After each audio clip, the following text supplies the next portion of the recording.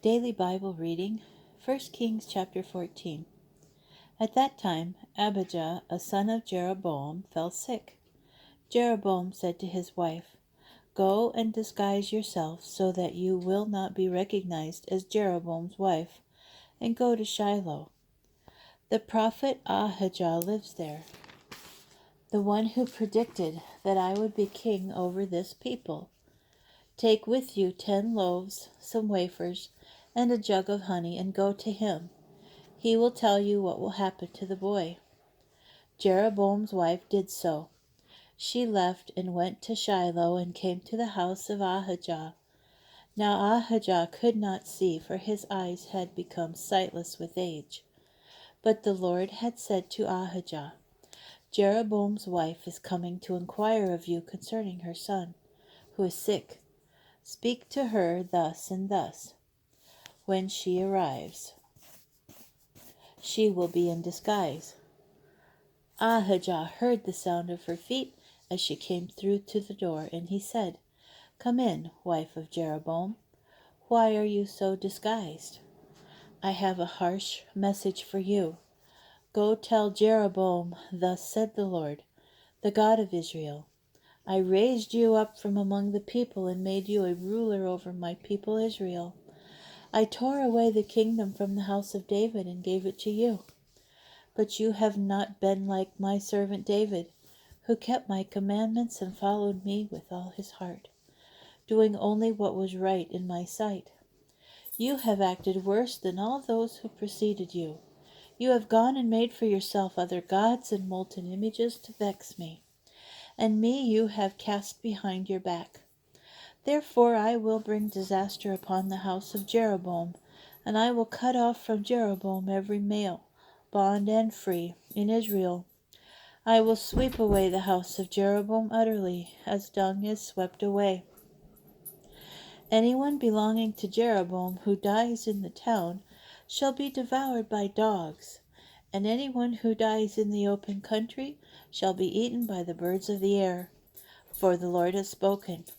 As for you, go back home. As soon as you set foot in the town, the child will die. And all Israel shall lament over him and bury him. He alone of Jeroboam's family shall be brought to burial. For in him alone of the house of Jeroboam has some devotion been found to the Lord, the God of Israel. Moreover, the Lord will raise up a king over Israel who will destroy the house of Jeroboam, this day and even now. The Lord will strike Israel until it sways like a reed in water.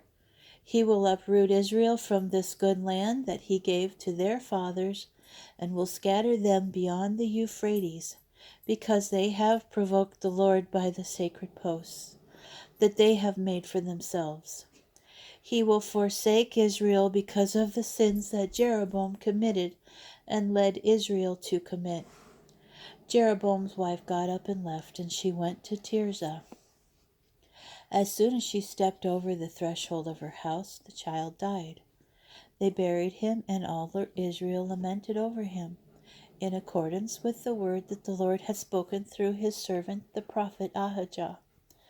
The other events of Jeroboam's reign, how he fought and how he ruled, are recorded in the annals of the kings of Israel.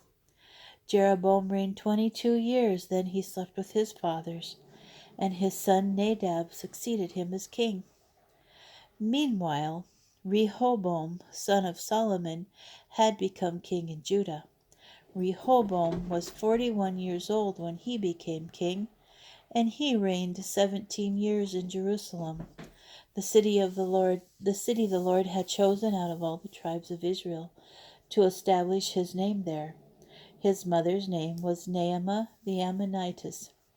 Judah did what was displeasing to the Lord, and angered him more than their fathers had done by the sins that they had committed. They too built for themselves shrines, pillars, and sacred posts on every high hill and under every leafy tree. There were also male prostitutes in the land. Judah imitated all the abhorrent practices of the nations that the Lord had dispossessed before the Israelites. In the 5th year of King Rehoboam, King Shishak of Egypt marched against Jerusalem and carried off the treasures of the house of the Lord and the treasures of the royal palace. He carried off everything. He even carried off all the golden shields that Solomon made. King Rehoboam had bronze shields made instead, and he entrusted them to the officers of the guard, who guarded the entrance to the royal palace. Whenever the king went into the house of the Lord, the guards would carry them and then bring them back to the armory of the guards. The other events of Rehoboam's reign and all his actions are recorded in the annals of the kings of Judah. There was continual war between Rehoboam and Jeroboam. Rehoboam slept with his fathers and was buried with his fathers in the city of David. His mother's name was Naamah the Ammonitess. His son Abijam succeeded him as king.